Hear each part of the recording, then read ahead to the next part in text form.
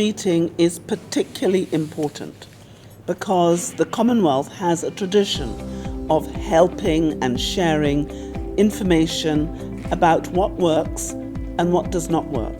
We know that in order to deliver the Sustainable Development Goals, we must empower women to take their proper place and to assist in really delivering the wealth that should be ours collectively if we used all of our human capital.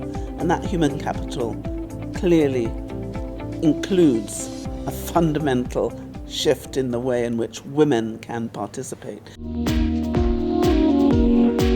We have offered a platform and a space for women's voices across the Commonwealth, particularly lesser voices of women across the Commonwealth, to be able to engage and contribute to the discourse of the priorities of the Commonwealth.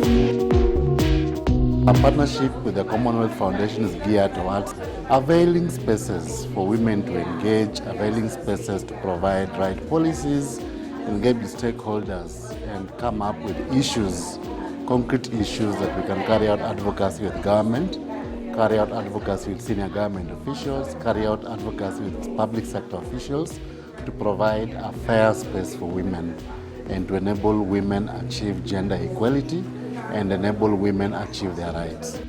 This is the first time that we, civil society and women's representatives, are going to directly input into that meeting, which means our demands will be heard. Our demands will be placed directly on their tables and they will be discussing it.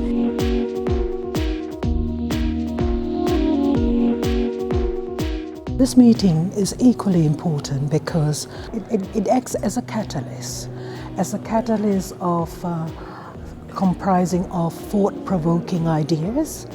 It also, pushes, pushes more new ideas, new partnerships.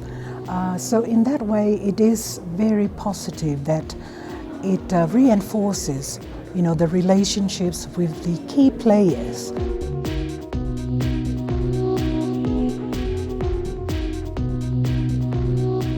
We want to present a call to the ministers responsible for women affairs across the Commonwealth that the agenda of gender equality and women empowerment requires resourcing. And that resourcing cannot be left to third parties, that is donor and partners.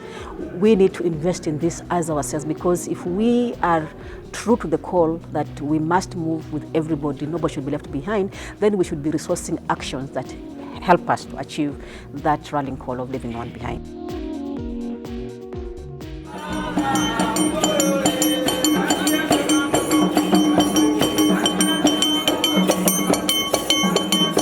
I welcome about 33 countries that are participating in the ministers' meeting. I think it's very important that we get people who come to Kenya to sample our experience and to see what benefit and gains we are making in gender equality and women empowerment. Sustainable development and 1/3 of our way towards the target date for the Sustainable Development Goals. As you would expect, I'm honour bound to return with a good account of the full and productive outcomes of this conference, particularly as it is such an important precursor to the Commonwealth Heads of Government meeting in Rwanda next year. And we share with the Commonwealth, among many core values, a belief in individual freedom, human rights, and prosperity. Through the leadership of His Excellency the President of the Republic of Kenya, he does not just show commitment, he also takes action. He has been able to send a very able minister in the name of Ambassador Dr. Amina. Ladies and gentlemen, the Commonwealth member states have made significant milestones towards gender equality. On women in leadership, Kenya has made notable progress, where women representation in Parliament has reached 25%, which is a significant improvement from the previous composition that was below 10%.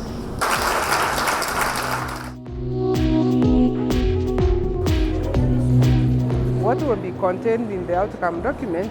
There will be fresh commitments in the 4 thematic areas that the Commonwealth pursue.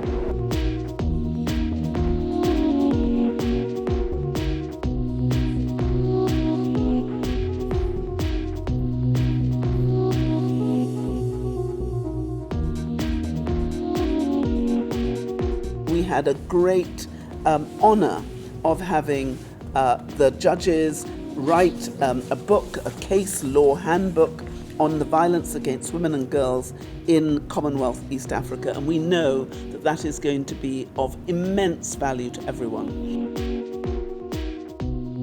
There are 5 recommendations that are coming from the progress made. We recommend that the Commonwealth hence that gender equality and the empowerment of women be a key output in the 2020 Commonwealth Heads of Government meeting that is going to be held in June in Rwanda.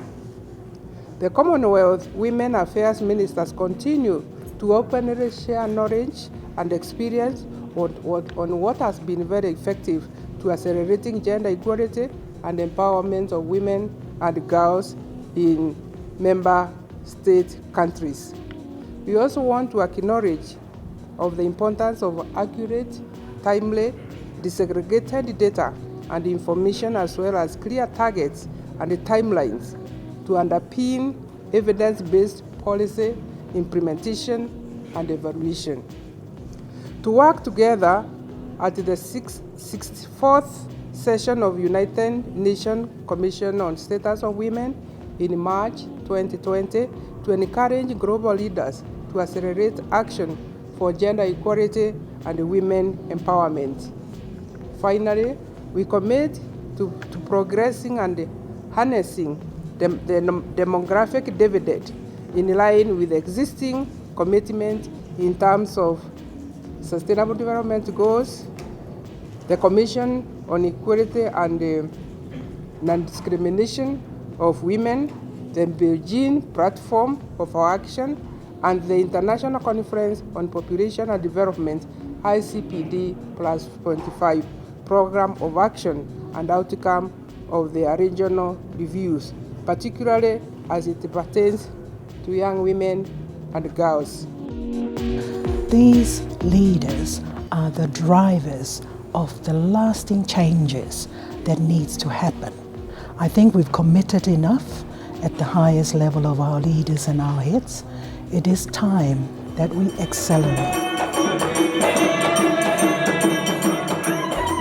Delegates are happy to take away something that is new in terms of intervention and also firming up their commitment in making gender equality and women empowerment move to the next level.